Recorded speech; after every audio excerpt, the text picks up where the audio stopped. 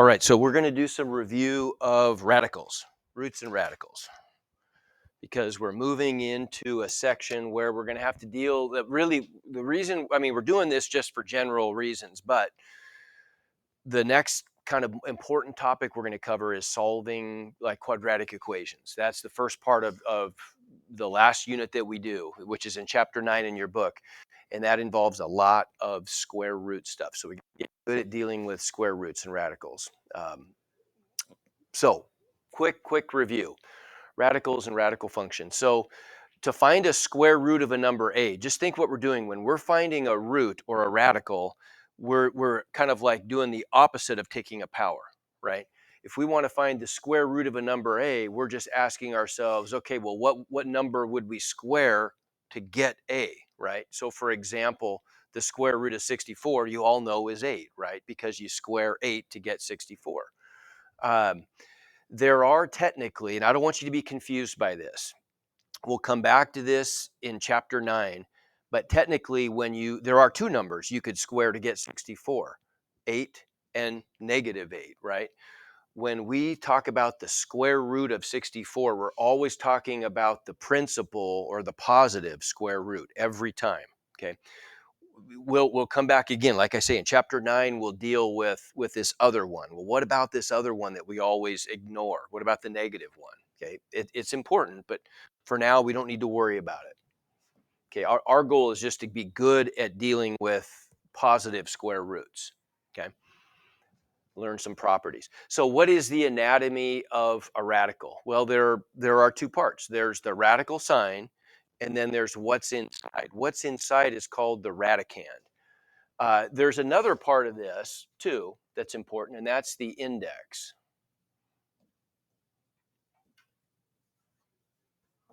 And the index sits right on the radical sign. Okay, you're familiar with this. What if I asked you something like that? What kind of a root is that? That's cube root, right? Okay. What is the cube root of 8? 2, right? Because 2 cubed is 8. So you guys are familiar with this. So there the index would be 3. Now for a square root, we don't ever write it, but what is the index? What's the number that sits on the radical? It's 2. Yeah, for a square root, it would be a 2. Okay. So when we're dealing with square roots, again, we got positive and negative square roots. We're only dealing with the principal or positive one. Okay, so there's a couple of rules that help us out when we're trying to deal with square roots or any kind of radical that help us simplify radicals. One of them is the product rule, which just tells us that if I've got two radicals, if they're the same kind of radical, if the index is the same for both of those, they can't be different kinds. Like I couldn't have a square root and a cube root and do this. But if they're both cube roots or both square roots, then I can combine those into one big root, multiply them together, okay? So for example, you guys tell me, first example, what does that become? What kind of root? The square root of 6. Because they're both square roots, I can combine those into one big square root, the square root of 2 times 3, which is the square root of 6, okay? That's useful because we can write it as one root instead of 2, so it's simpler. In the bottom case, it's even more important. What does this become? Square root of 2 times square root of 8 is square root of 16. Can I go further? That's 4, right? 16 is a perfect square, and so that's on our. I'll put this back up here where it's supposed to go, but for now, it's just my perfect squares and perfect cubes list is over there. Yeah, so that would be because 16 is a perfect square, that square root goes away and I can just turn it into a whole number, which is nice. Okay. What if I had the square root of 2 times the cube root of 3? Can I do anything? That's it. I cannot combine those, right? Because they're different kinds of radicals. So I can't turn it into one radical. Which one would it be? The square root or the cube root, right? They're both equally important, so I can't do it. Okay, give me thumbs so far. Does this all make sense? This is total review, I'm sure. Okay. What about the quotient rule? We can do the same thing. If we're dividing square roots. Now this one, we can go either way. If I had two separate square roots or two separate, I mean, again, this time, as long as the index is the same, n could be 2, could be 3, could be 10, as long as they're the same, we could combine, if I'm dividing two radicals, I could combine it into one big radical. Usually what we do is the other way. If I've got a root of a fraction, the way we'll talk about this is I can split the radical into separate radicals, one on the top, one on the bottom. So for example, what could I do here? I've got the square root of 5/16. What could I do using this property? That looks pretty tough the way it is. I can split it, right? I can split the radical into separate square roots on the top and the bottom. Okay, so that would become the square root of 5 over the square root of 16, which worked out well. How come? Okay, because 16 is a perfect square. I'm stuck with the square root of 5. I can't do anything with that, right? But the square root of 16 becomes a 4, and that looks better, right? My job, and kind of always be thinking this, right? When we're working with radicals and we're trying to simplify something involving an expression involving a radical, our goal is always to get as much outside the radical as possible. We'd like to leave as little in the radical as we possibly can. That's our goal. Well, we did that, right? We accomplished that. We got a lot of stuff outside of the radical. All we've got inside now is a 5 instead of a 5/16. Okay? All right, so moving on. Let's just practice a little bit. First one's just a warm up. Everybody, what's the square root of 49, everybody? 7. No problem. Okay, think about B. 0, yeah, because what could you square to get 0? 0 squared is 0, right? So therefore the square root of 0 is 0. Okay, think about C. What are you going to get? Because I could split it, couldn't I? I could split it into the square root of 25 over the square root of 16. Square root of 25 is 5. Square root of 16 is 4. We got it. Okay, now, what about with when we involve variables? It doesn't really make things harder. Let's review something really quick here. Let's review some properties of exponents that are going to be important. Okay, so if I multiply like bases, a to the m times a to the n, what do I do to the exponents?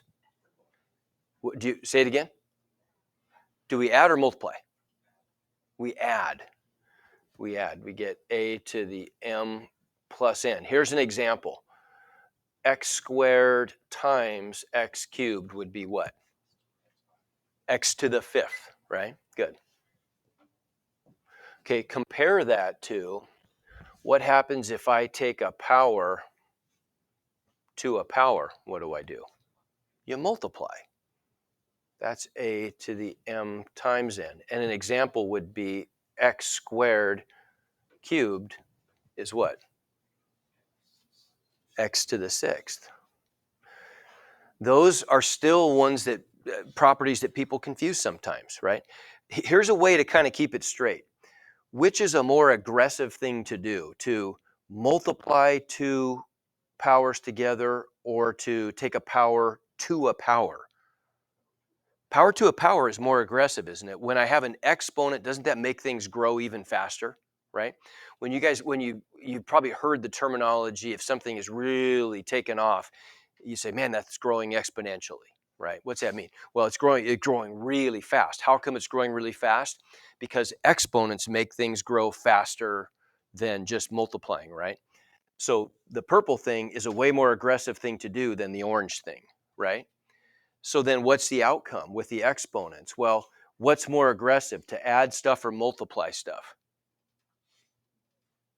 I mean, if I want to make numbers bigger faster, do I add them or multiply them?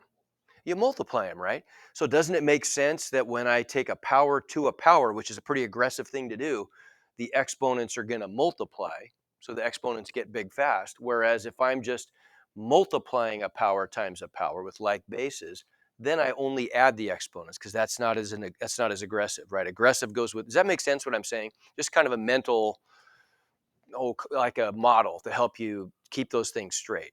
Okay, give me 1 to 5 so far. How are we doing? Okay, good. So what is this one then? What about E?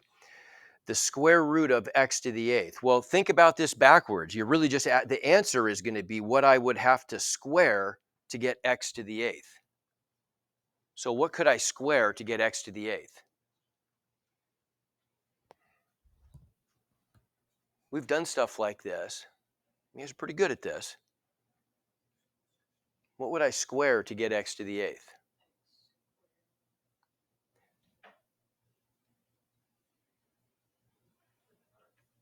So, okay, so x to the fourth, right? If I want to know what I'm going to square to get x to the eighth, think about that. That's like saying x to what power squared equal, that's a question mark, x to what power squared, that's my question mark, equals x to the eighth. Well, if I'm taking a power to a power, I'd multiply, right? So what times 2 is 8? Fourth. Doesn't that make sense? That the answer here would just be x to the fourth? Because, how come? Because x to the fourth squared is x to the eighth, right?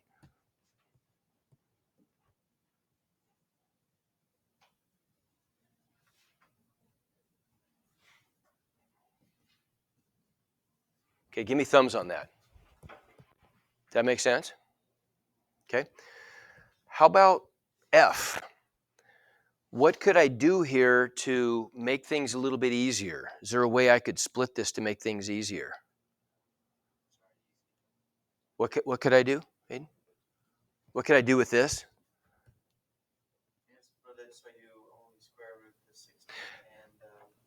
Right. Okay. If I have a square root of stuff that's being multiplied, we're used to pushing those things together, right? Like we did here, right? We pushed those things together, but we can go the other way too, right? I can go the other way. If I've got a root of things that are being multiplied, I can break those apart into separate roots when it's convenient also. Okay, I'm still using the same property.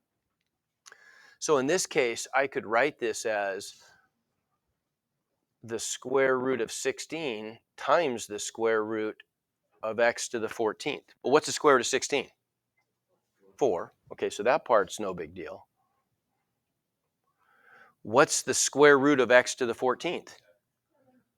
Everybody see that? X to the 7th, right? Because x to the 7th squared would be x to the 14th, right? Okay. Give me thumbs on that last one. Does that make sense? Okay, good. Good, good. Okay, so now, what about G? Okay, let's do H first. Not possible. Exactly. It's not possible because that's one of the two rules we've talked about all year. We haven't used one of them very much. Today we start, right? But what are the two rules we had for real numbers? One of them was you can't divide by 0. Okay, we've dealt with that one a bunch, right? You can't divide by 0.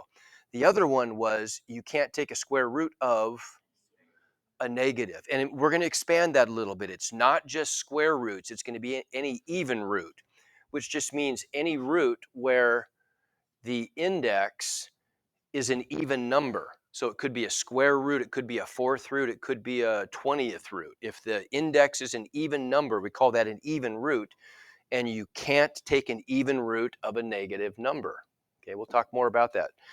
But we know then, so H, we know the answer is it's not a real number. Can't do it, right? Okay, what about G? Negative, -2, you mean, right? Yeah. Okay, how come? I want to make sure everybody gets this. What's the difference between those two? Okay, in G, the negative is outside the square root, so it's okay, right? It's not a problem. Now, we really are just following PEMDAS here in G.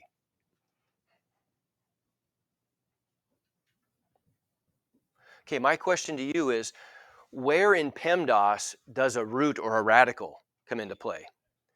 Yeah, it's the exponent for reasons that we'll see probably not today. We're not going to talk about that today. Next time, the next part of the review, we'll start off with that. Okay, it turns out that all radicals can be written as exponents, as fractional exponents. So that's the step where we take roots, right? Or we deal with radicals. Okay. So if we're following our regular PEMDAS, we're simplifying from the top to the bottom. What about the negative? Where does the negative come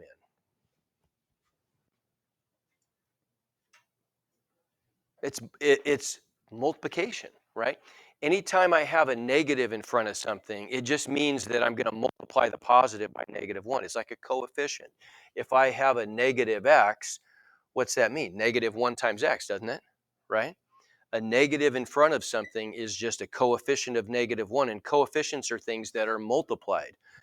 So this is where the negative comes in. It's multiplication. So if we're working down PEMDAS, we have to do the exponent first. So we have to turn that square root of 4 into a 2, and then we attach the negative to it, right? We multiply it by -1, and so we just get the answer -2. Okay, no big deal. Okay, so kind of already talked about this a little bit. Square roots of perfect square radicands just become whole numbers. Like the square root of 36 is what? 6, right? It's just we get rid of the square root completely. Square roots of numbers that are not perfect squares, like 7 or 10 or 11 or 40 or something like that, those, no matter what we do, eventually, like next time, part 2 of the review, not today, but next time when we continue our review, next lecture, we will talk about how we can simplify square roots and take as much out of the radical as possible. For example, we will be able to do, maybe you already can. I don't know if you guys, I don't think, have you guys done couples? You guys did this? Did you learn couples go out, singles stay in? Okay, raise your, like, I want to know how many people know couples go out, singles stay in. Raise your hand real high. I'm just curious. Okay, only a few. That's fine. So we will cover that. So real soon we'll be able to do this. The square root of 40 turns into 2 times the square root of 10. You guys remember this stuff a little bit? Okay. And we'll review it. I want to show you guys a really good trick that helps you deal with big numbers when you're simplifying radicals. But our goal, remember, is to get as much outside the radical as possible. What we did, we made what was stuck inside smaller than 40. We made it 10, but we got stuck with a radical still. Compare that to if we had square root of 100. What's the answer? 10, right? This time we get rid of the radical completely because 100 is a perfect square. Point is, if we start off with a radicand that is not a perfect square, we're always going to be stuck with at least something inside the radical. And anytime we have a radical in our answer, that's an irrational number. Okay. Whereas the square root of a perfect square, the radical goes away completely. And so that becomes a rational number. Okay. Uh, Remind me real quick from the beginning of the year, if I have a rational number that I write, a rational now this time, not irrational, a rational number. That means one that can be written as a fraction. If I write that as a decimal, there are one of two things is guaranteed to happen. What are they? What are the two things that could happen if I write a rational number as a decimal? It has to either do this or that. Like, what if I take 1/4? That's a rational number, right? I can write it as a fraction, fraction 1/4. What is 1/4 as a decimal? 0.25. What did that decimal do?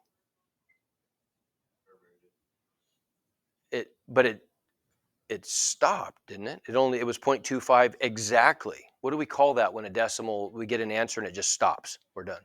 It terminates, right? So rational numbers as decimals either terminate like 1/4, or what's 1/3 as a decimal?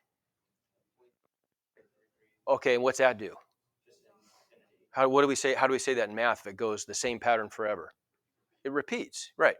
So remember this stuff, right? Rational numbers as decimals always either terminate or repeat. Irrational numbers do what?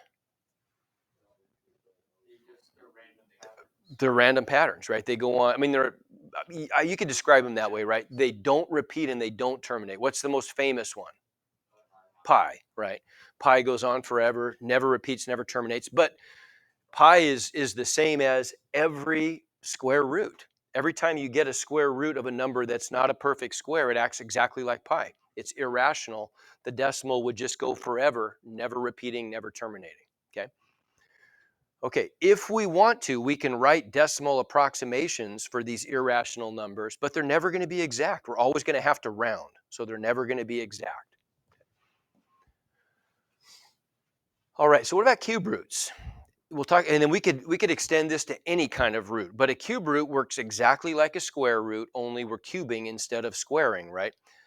The cube root of a is b because b cubed is equal to a, right? Cube roots are kind of the opposite of cubing things. So what is the cube root of 27, everybody? 3. How come? Okay, because 3 cubed is 27, right? So the answer to that is 3. Okay, what about b? The cube root of negative 64. Is that okay to do? Can I take a cube root of a negative number? I can. I can. Because the rule is I can't take an even root of a negative number. 3 is an odd number, right? I can do an odd root. What is the answer, by the way, the cube root of negative 64? It's negative 4. And we can show that that works, right? If I take negative 4, if we cube it, we're just going to multiply it by itself and then by itself again, right? We're going to multiply that number together 3 times. That's what cubing means. So negative 4 times negative 4 is positive 16. Positive 16 times another negative 4 would give me my negative 64. Yeah, so it works. Okay, what would I do for part C? What do I do? What do we say we do here if I have a cube root of a fraction? What do I do? Split the radical, right? I split it, so this one would be this guy. We would just write as the cube root of 27 on top divided by the cube root of 64 on the bottom. Well, what's the cube root of 27? What's the cube root of 64? Okay, so what's my answer? 3/4. Yeah. Okay, last one. What about D? Now, what would I do with that one? Okay, good. I'm going to split it, right? I'm going to split it into the cube root of the number times the cube root of the variable. That would be helpful. So we could write that as cube root of negative 8 times cube root of x to the 6th. Well, what's the cube root, everybody, of negative 8? Negative 2. What's the cube root of x to the 6th? What do you mean 2? X to the 2, right? Everybody get that? How come? It's going to be x squared because x squared cubed is x to the 6th, right? Okay, give me thumbs on that. Does that make sense? Okay. All right. And so that's our answer, negative 2x squared. Okay.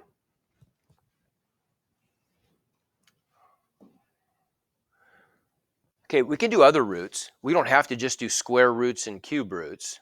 That's fine. And so here's where we kind of officially talk about if the index is even, the root is not a real number when a is negative. But if it's odd, it's going to work. And we've already dealt with that, right? You guys have already told me this.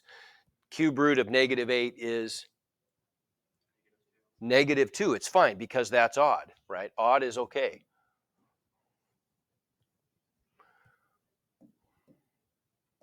But the cube root of negative 36 is not a real number. Doesn't work. Okay. All right, so let's try some bigger ones. right? We the same thing we were doing with square roots and cube roots. We can extend that. What's the fourth root of 256? These are tough because the bigger the root, the index, excuse me, the index of the radical, the bigger the numbers get in a hurry. In other words, if I want to find the fourth root of 256, I'm just asking what to the fourth power is 256. Well, if we had another column up there for perfect fourths, the numbers get big in a hurry, right? Anyone want to take a stab at that? What number could I take to the fourth power and get 256? Yeah, it's only 4. Can you believe that? It's only 4. 4 times 4 times 4 times 4 is 256. They get big in a hurry. What's the fifth root of negative 32? Can I take a fifth root of a negative number? Yes or no? It's odd, so I can't I? Yeah, good. So I can. If I take an odd root of a negative number, what's the sign going to be of my answer always? It's going to be negative, right? We know it's going to be negative. Question is what? 2. Yeah, right? 2 to the fifth, that's how fast the fifth power grows. 2 to the fifth is already 32. Okay, and we can show that. 2 to the first is 2. 2 squared would be 4, 8, 16, 32. Grows fast, right? Okay.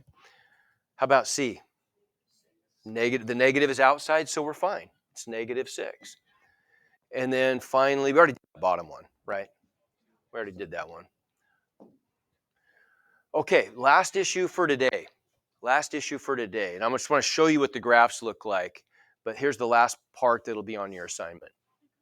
Yeah, that's fine. So what does it mean? We've done this a bunch already this year, right? We've done this a whole bunch.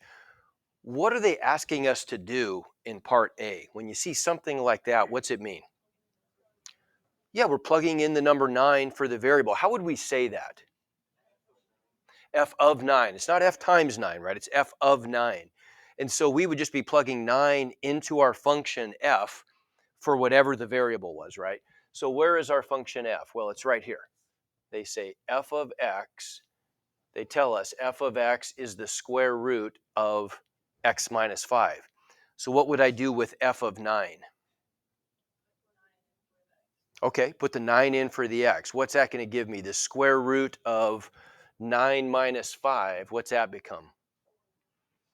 Yeah, square root of 9 minus 5. I'm plugging the X in, plugging 9 in for X. That gives me the square root of 4, which I can go further with, which obviously is 2. Okay, good. How about F of 11? What's that going to give me? Square root of 11 minus 5, which is the square root of 6. Can I go further with that one? No, I can't, right? 6 is not a perfect square, so we're done. Hey, I'm looking out here. If you guys, should earbuds be in right now? Okay, if you have an earbud in, please get rid of that. Thank you. Okay, what about G? Well, G is a different function. Here's G. They have to define G for us, and there it is. That's what G is. G of X is the cube root of X plus 3. So what's G of negative 2 going to give us? Okay, it's going to give us the cube root of negative 2 plus 3, right?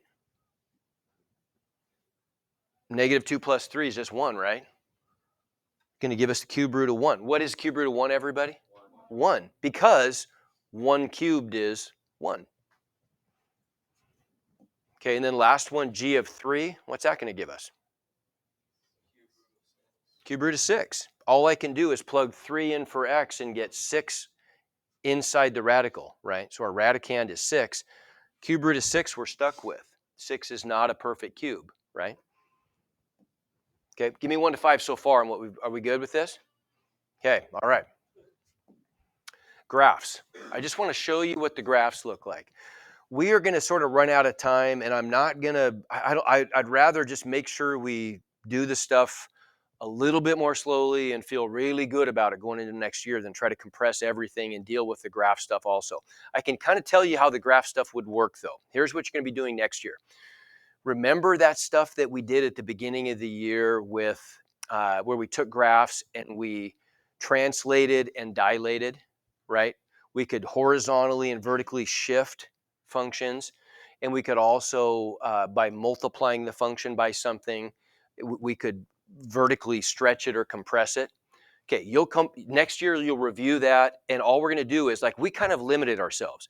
We really only worked with we worked with square root functions that looked like V's, or it's not square root. We worked with absolute value functions that looked like V's, and we worked with quadratics that look like U's, kind of, right?